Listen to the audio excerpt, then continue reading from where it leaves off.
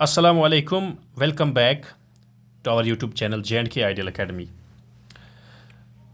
दोस्तों, आपका एग्ज़ाम जो है पटवारी उर्दू का वो नज़दीक आ रहा है।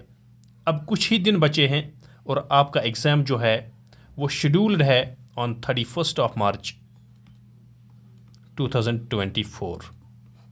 इस डेट पे आपका एग्ज़ाम होगा और अभी तक जो हमने देखा है बहुत सारे कैंडिडेट्स के पेपर्स भी हमने चेक किए, जो हमने मॉक टेस्ट कंडक्ट किया और अभी भी चल रहा है। अगर आपने अभी तक ज्वाइन नहीं किया है तो नीचे डिस्क्रिप्शन में हम लिंक एक देंगे एप्लीकेशन की, वहाँ पे जाके वो एप्लीकेशन डाउनलोड करके आप उसमें ज्वाइन कर सकते हैं। तो मॉक टेस्ट में जो भी हमने देखा कैंडिडेट्स के मेन इश्यूज़ क्या हैं, यहाँ पे आज हम वो डिस्कस करेंगे कि मेन जो प्रॉब्लम्स हैं जो कैंडिडेट्स फेस करते हैं वो क्या है और किन किन चीज़ों में आप लोगों को इम्प्रूव होने की ज़रूरत है। और इसके साथ साथ इस वीडियो में हम दो तीन चीज़ें डिस्कस करेंगे। एक तो ये है और दूसरी बात ये है कि जो एसे आप लिखते हैं, एसे की लेंथ जो है वो आपके सिलेबस में दी हुई है 100 वर्ड्स। आपको 100 वर्ड्स में एसे लिखना है। लेकिन हमने क्या देखा कि बहुत सारे कैंडिडेट्स जो हैं वो अक्सर कैंडिडेट्स वो अपने एसे को तकरीबन 200 से 300 वर्ड्स में लिखते हैं। ठीक है, तो ये जो है this will not fetch good marks. इससे आपका इससे आपका मजमून जो है इवेलुएटर को उतना टाइम नहीं होता है कि वो आपके इतने बड़े मजमून की मार्किंग करे, इसको इवेलुएट करे। तो इसीलिए 100 वर्ड्स जो है इसमें आपको सम अप करना है। अगरचे आप थोड़ा ज़्यादा लिख सकते हैं, तकरीबन 120 वर्ड्स तक, तो ये तो नेग्लिजिबल है। अदरवाइज़ आप 200 से 300 वर्ड्स लिखेंगे तो वो फिर प्रॉब्लमेटिक है। वो आप का आंसर जो है फिर ऐसे का वो मुझे लगता है कि इवेलुएट नहीं भी हो सकता है, ये भी प्रॉब्लम फिर हो सकती है। तो दूसरा मसला ये था। तीसरा मसला ये है कि टाइम मैनेजमेंट यानी कैसे आप अपना टाइम जो है 1 घंटे का 1 आवर आपका एग्ज़ाम होगा, तो इस 1 घंटे में आप सारे क्वेश्चंस कैसे अटेम्प्ट कर पाएंगे। तो इन सभी चीज़ों को हम यहाँ पे डिस्कस करेंगे आज। और जो भी कुछ इसके अलावा भी कुछ चीज़ें हैं जो हमने डिफरेंट एस्पिरेंट्स के आंसर शीट्स में ऑब्ज़र्व की हैं, वो सभी चीज़ें वो सभी मिस्टेक्स जो हैं ताकि आप वो मिस्टेक्स ना करें, आपके साथ वो सारी चीज़ें हम शेयर करेंगे। तो चलिए देखते हैं सबसे पहले कि आप अपने एसे को 100 वर्ड्स में आप अपने एसे को कैसे रेस्ट्रिक्ट कर सकते हैं। चलिए देखिए, सबसे पहले तो जो हमारा यहाँ पे मेन पॉइंट है जो डिस्कस करना है, ये हम यहाँ पे लिखेंगे, restricting our essay in 100 words. कैसे हम कर सकते हैं, ये हमारे पास सवाल है कि हम अपने एसे को कैसे 100 वर्ड्स में रेस्ट्रिक्ट कर सकते हैं। देखिए, इससे पहले कि हम आपको थोड़ी सी यहाँ पे स्ट्रैटेजी बताएंगे कि कैसे आप अपने इस एसे को 100 वर्ड्स में रेस्ट्रिक्ट कर पाएंगे। मैं आपसे कहना ये चाहूँगा कि जो ये एसे लिखने का मकसद है आपके इस एग्जामिनेशन में वो क्या है। एक्चुअली जो आपका एसे है, आपके एग्जामिनर को ये नहीं देखना है कि ये एसे कितना अच्छा लिखता है। ये बंदा जो है, फॉर एग्जांपल आपको एसे आता है तालीम निस्वां पर, ठीक है, तालीम निस्वां आपसे पूछा जाता है एसे। असल में आपके एग्जामिनर को, जो आपको इवेलुएट कर रहा है आपके पेपर को, उसको ये नहीं देखना है कि आप कितना अच्छा एसे लिख रहे हैं, यानी आपका कंटेंट कितना अच्छा है, आपने कितना डेटा और स्टैटिस्टिक्स इसमें इंक्लूड किया है, तो ये चीज़ें उसको नहीं देखनी है। असल में जो मकसद है इस पेपर का वो है to check working knowledge of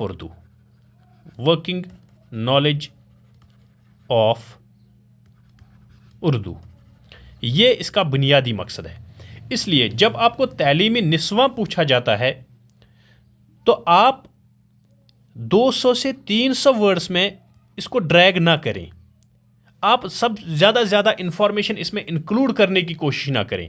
सबसे पहली बात यह है कि आप अपने मज़मून में, अपने एसे में ज़्यादा ज़्यादा इंफॉर्मेशन, जितनी इंफॉर्मेशन आपके पास अवेलेबल है उतनी इंफॉर्मेशन डालने की कोशिश ना करें इसमें।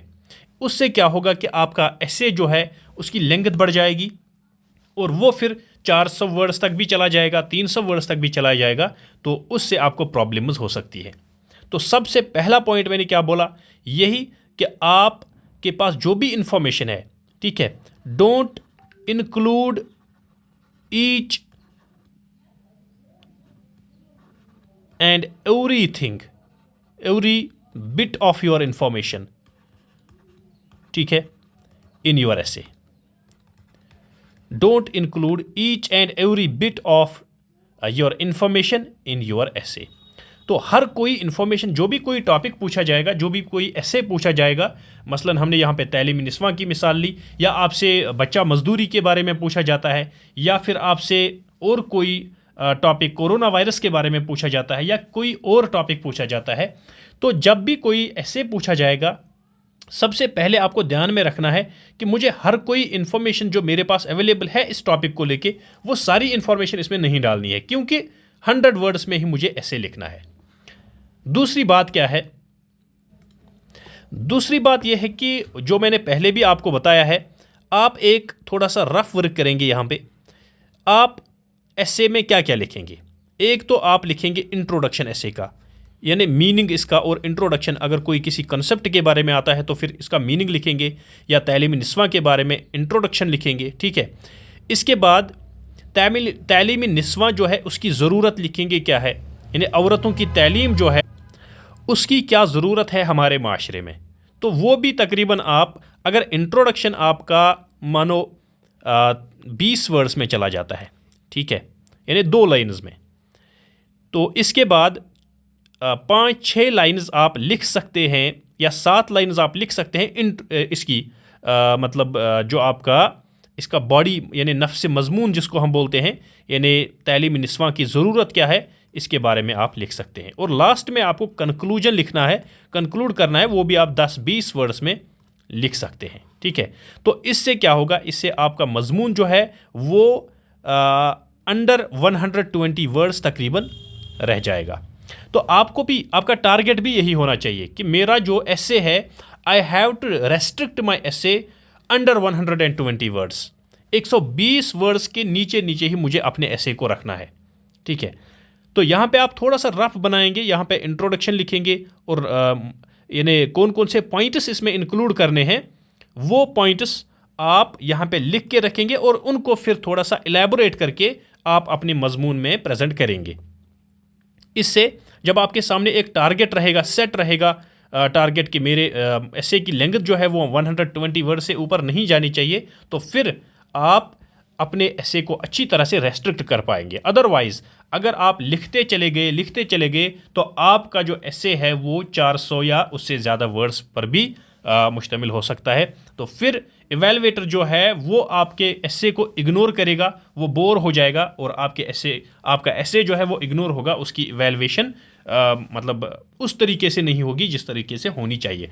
तो फिर अगर आप 100 वर्ड्स में ही लिखते हैं तो इवेलुएटर को भी ईजी होगा आपके एसे को इवेलुएट करना। तो इस तरह से आपको अच्छे मार्क्स, ठीक है, गुड मार्क्स आपको मिलेंगे। Your essay will fetch good marks in this way. इसके साथ साथ ये चीज़ भी ध्यान में रहे कि मैंने बहुत सारे कैंडिडेट्स एस्पिरेंट्स के आंसर शीट्स चेक किए, ठीक है, वो बिल्कुल वर्ड्स जो है वो जम्बल्ड तरीके में लिखते हैं। तो यहाँ आपको ख्याल रखना है कि आपका एसे जो है उसमें वर्डिंग जो है वो थोड़ा दूर दूर करके लिखें, ताकि एग्जामिनर को अच्छा लगे आपका मजमून पढ़ना और उसको एक आसानी हो जाए। क्योंकि देखिए एग्जामिनर के पास, इवेलुएटर के पास आपके होते हैं तकरीबन हज़ारों में आंसर शीट्स। अब जब आप जम्बल्ड वर्ड्स लिखेंगे तो वो फिर ऑलरेडी बोर ही हुआ होता है, तो फिर आपका पेपर देख के वो फिर से ऊपर से ज़्यादा बोर हो जाता है। तो आप फिर अच्छे मार्क्स आप फेच नहीं कर पाते। तो फॉर एग्जांपल देखिए यहाँ पे हम लिखेंगे, मिसाल के तौर पर कहा जाता है कि औरत की तालीम, ऐसे फॉर एग्जांपल ये हमने लिखा यहाँ पे। तो ऐसे दूर दूर आप वर्ड्स लिखेंगे, ठीक है। अदरवाइज मैंने क्या देखा है कि बहुत सारे कैंडिडेट्स जो हैं उनका लिखने का तरीका क्या है, वो कितने मतलब जम्बल्ड वर्ड्स लिखते हैं। ऐसे लिखते हैं फॉर एग्जांपल, कहा जाता है कि औरत की तालीम, ठीक है। तो ये जम्बलिंग वर्ड्स जो है इससे आपको प्रॉब्लम हो जाएगी। तो थोड़ा दूर दूर लिखें। और बहुत सारे कैंडिडेट्स पूछते हैं क्या हम लाइन छोड़ के लिख सकते हैं। ऐसे भी लिख सकते हैं, लेकिन ये थोड़ा नेगेटिव इंप्रेशन क्रिएट करता है, क्योंकि वहाँ पे लाइन्स की स्पेस जो होती है, अगर आपने देखा होगा कभी उर्दू का टेस्ट दिया होगा तो, या कोई और रिटन टेस्ट दिया होगा, लाइन्स की स्पेस जो होती है बहुत ज़्यादा होती है, ठीक है। ऐसे ऐसे करके, तो इतने में मतलब इतनी गैप में आप लाइन छोड़ के लिखें तो ये मुनासिब नहीं रहेगा। मेरी सजेशन यही रहेगी कि आप लाइन छोड़ के ना लिखें, बिल्कुल मतलब अपनी अपनी लाइन में लिखें। तो कोई भी लाइन ना छोड़ें, उससे नेगेटिव इंप्रेशन क्रिएट हो जाएगा। और आपको वहाँ पे लगेगा, देखिए अगर आपका ये पेज है, आपको लगेगा कि मैंने इस पेज में ऐसे यहाँ तक ही लिखा है, ठीक है। तो कोई बात नहीं, अगर आपके 100 वर्ड्स या 120 वर्ड्स तक भी जाता है, यहाँ तक ही आता है तो ठीक है, कोई बात नहीं, इसमें कोई मसला नहीं है। अब ये ज़रूरी नहीं है कि आपका ऐसे जो है वो पूरे पेज में आना चाहिए या 2 पेजेस पे आना चाहिए, ठीक है। तो ये भी मसला है बहुत सारे कैंडिडेट्स के साथ, इस चीज़ का भी ख्याल रखें। तो ये कुछ इंपॉर्टेंट चीज़ें हैं, इंपॉर्टेंट टिप्स हैं। पहले तो मैंने ये बोला कि हर कोई चीज़ जो इन्फॉर्मेशन आपके पास है, हर कोई डेटा, स्टैटिस्टिक्स एट्सेट्रा जो भी आपके पास है, वो इंक्लूड करने की कोशिश ना करें। दूसरी अहम बात कि आपका जो ऐसे है, आप थोड़ा सा रफ वर्क करके मेन पॉइंट्स 2 4 5 पॉइंट्स आप वहाँ पे लिख के रखें, उन्हीं को फिर एलैबोरेट करके आप एक टारगेट सेट करें कि मेरा जो ऐसे है वो 120 वर्ड से ऊपर नहीं जाना चाहिए। तो इस तरीके से ये तरीका जो है, this will work and you will be able to restrict your essay under 120 words. इसके बाद बात करेंगे हम टाइम मैनेजमेंट की, ठीक है। How to manage your time, यानी 1 घंटा है आपके पास, 1 आवर है आपके पास, तो 1 घंटे को आप कैसे अपने एग्जाम में यूटिलाइज करेंगे और कैसे आप चारों क्वेश्चंस एक ही घंटे में सॉल्व कर पाएंगे, अटेम्प्ट कर पाएंगे।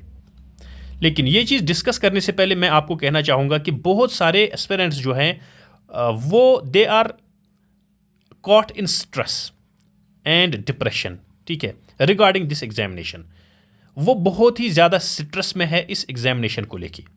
बिलीव मी, ये जो उर्दू का टेस्ट है, आपका उर्दू का टेस्ट जो है ये बहुत ही ज़्यादा इजी है। देखिए मैं आपको अपनी एक्सपीरियंस शेयर कर रहा हूँ यहाँ पे। आई have qualified naib tehsildar Urdu and patwari Urdu test, ठीक है।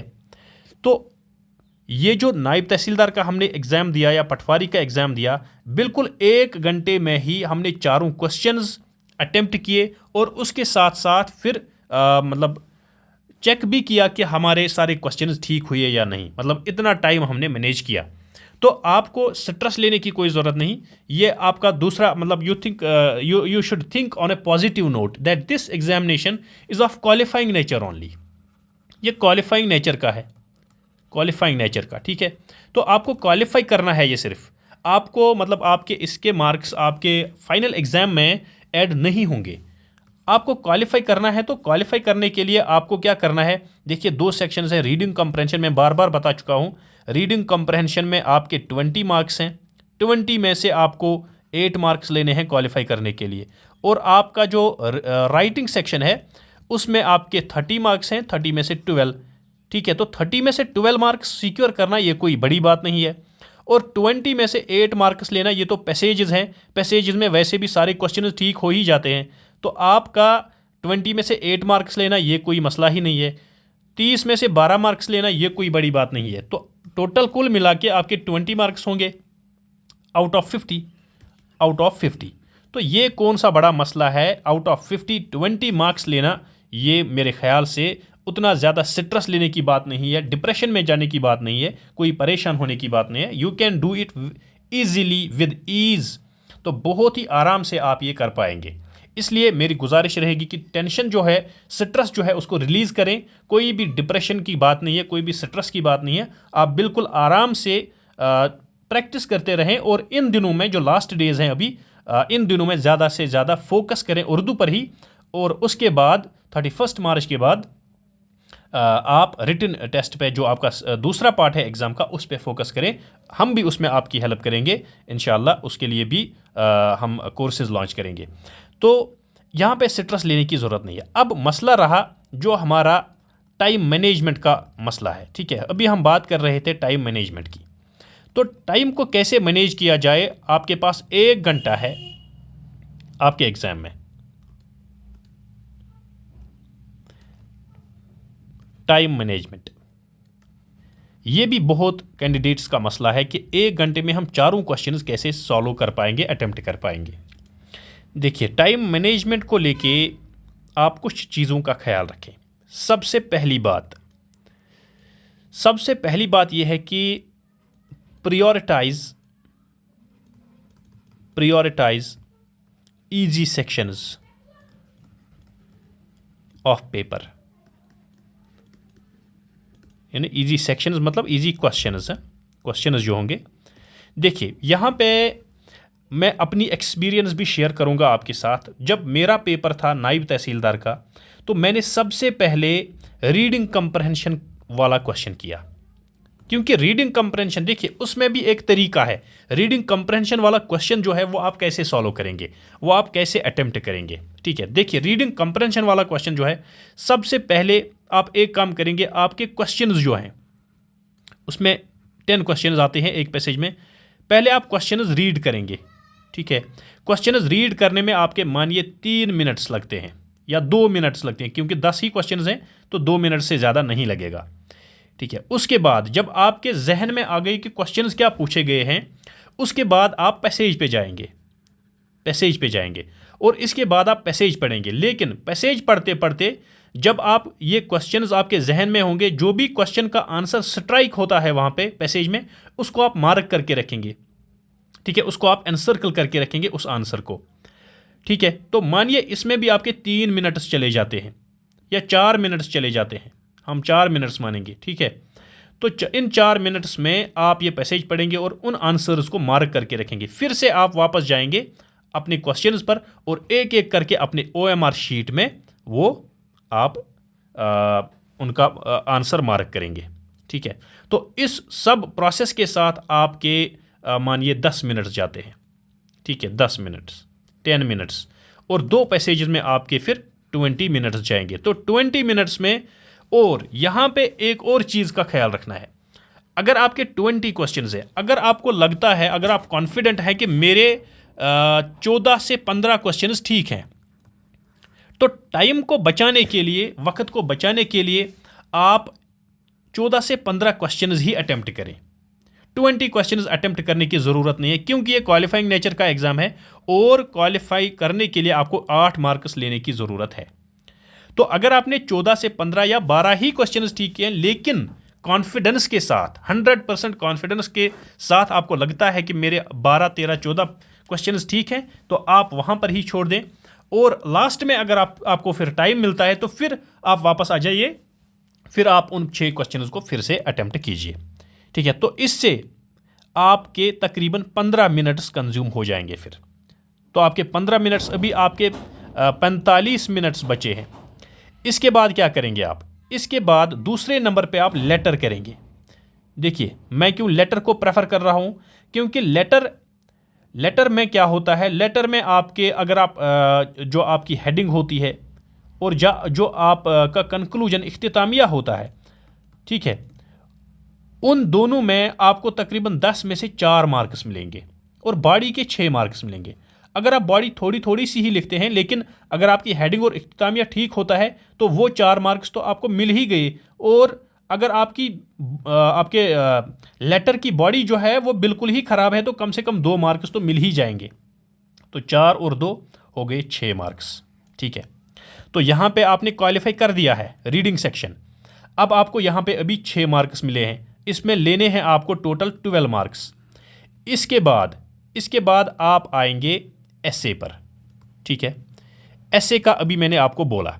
ठीक है, तो उसी तरीके से एसे लिखना है। मानिए आपके लेटर में चले जाते हैं तकरीबन, आपके लेटर लिखने में तकरीबन आपके चले जाते हैं 8 मिनट्स या 7 मिनट्स। ठीक है, तो 8 मिनट जब जाते हैं, 8 और 15 हो गए 23 मिनट्स। आपके अभी तक 23 मिनट्स कंज्यूम हुए हैं। ठीक है, ऐसे लिखने में मानिए आपके चले जाते हैं 15 मिनट्स। ठीक है, 23 एंड 15 हो गए 30 या 17 मिनट्स मानिए, तो हो गए 40 मिनट्स।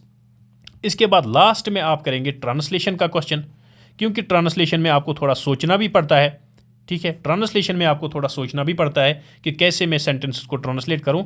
मानिए उसमें भी आपके 15 मिनट्स जाते हैं, तो आपके बन गए ये 55 मिनट्स। अब लास्ट में 5 मिनट्स जो है आप इन क्वेश्चंस पे जो आपने छोड़े थे यहाँ पे वो फिर से कर सकते हैं। इन 5 मिनट्स को मैं क्यों बचाने की कोशिश कर रहा हूँ, क्योंकि लास्ट में अगर मेरा टाइम कम पड़ता है तो ट्रांसलेशन में थोड़ा टाइम अलावा ही ज़्यादा ही लगता है, तो वो टाइम जो है वो वहाँ पे मैं कंज्यूम कर सकता हूँ।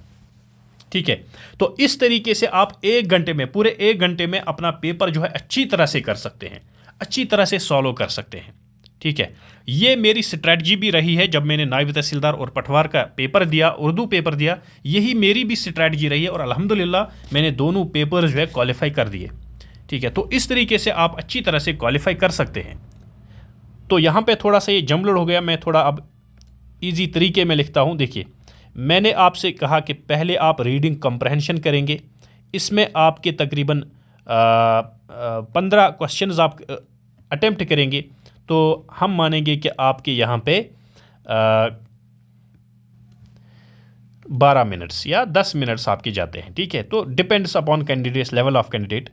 दूसरा जो क्वेश्चन है, दूसरा आप करेंगे लेटर का। ठीक है, तो आप मानिए यहाँ पे आपको मिलते हैं 6 मार्क्स, मैं मिनिमम ही रखता हूँ, और आपके यहाँ पे 10 मिनट्स जाते हैं। ठीक है, इसके बाद तीसरा क्वेश्चन जो वो एसे का करेंगे आप, तो एसे में भी हम फॉर एग्जांपल 6 मार्क्स ही रखेंगे, और आप ये एसे जो है 15 मिनट्स में करते हैं। ठीक है, इसके बाद आप लास्ट में जो क्वेश्चन करेंगे वो करेंगे ट्रांसलेशन का, और ट्रांसलेशन में मानिए आपको 5 ही मार्क्स मिलते हैं, और ये करते हैं आप 18 मिनट्स में या 15 मिनट्स में। तो अभी तक जो हमारे टोटल मिनट्स कंज्यूम हुए वो हुए 55 मिनट्स। आप चाहें तो जो 5 मिनट्स रहते हैं हमारे पास, आप चाहें तो उन 5 मिनट्स में जो हमने रीडिंग कंप्रहेंशन के 5 क्वेश्चन छोड़ दिए थे वो कर सकते हैं। अदरवाइज़ वो करने की ज़रूरत भी नहीं है, आपने ऑलरेडी क्वालिफाई कर दिया। ठीक है, तो इसके इन 5 मिनट्स में आप पूरे पेपर को एक लास्ट में नज़र मारेंगे कि कहाँ पे मेरी कमज़ोरी रही है, या क्या मैंने क्वेश्चन नंबर ठीक लिखा है, क्या मैंने सारे सेक्शन टच किए हैं। तो ये सारी चीज़ें आप देख लेंगे इन 5 मिनट्स में, लास्ट वाले 5 मिनट्स में। ठीक है, तो इस तरीके से आपके 1 घंटे में, 1 आवर में आप पूरा क्वेश्चन पेपर जो है अच्छी तरह से कर पाएंगे। बिलीव मी, उतना डिफ़िकल्ट नहीं है, उतना मसला ही नहीं है जितना आप लोगों ने स्ट्रेस लिया हुआ है। स्ट्रेस की कोई बात नहीं है, टेंशन की कोई बात नहीं है। तो मेरे ख्याल से ये जो स्ट्रैटेजी है दिस विल वर्क, और इंशाअल्लाह आप सब, मेरी दुआएं आप सब के साथ है। आई होप कि आप सब इस एग्ज़ाम को क्वालिफाई करें और अच्छी तरह से क्वालिफाई करें, और आगे आने वाले एग्ज़ाम्स जो आपका रिटन एग्ज़ाम है उसको भी क्वालिफाई करें। तो ये मैंने ज़रूरी समझा था कि बहुत सारे कैंडिडेट्स का जो स्ट्रेस मैंने देखा, टेंशन मैंने देखा, डिप्रेशन मैंने देखा, तो उस लिहाज से मैंने सोचा कि आप लोगों के साथ ये वैल्यूएबल चीज़ें जो है, अपनी एक्सपीरियंसेस जो है वो शेयर करूँ, ताकि आपका स्ट्रेस लेवल जो है वो थोड़ा रिलीज़ हो जाए, आपकी टेंशन जो है वो थोड़ी कम हो जाए, और आप अच्छी तरह से आराम से अपने एग्ज़ाम में अपीयर हो सके। तो इसके साथ ही आज हम ये वीडियो एंड करते हैं। आपसे इंशाल्लाह अगले वीडियो में मुलाकात होगी। अल्लाह हाफिज़।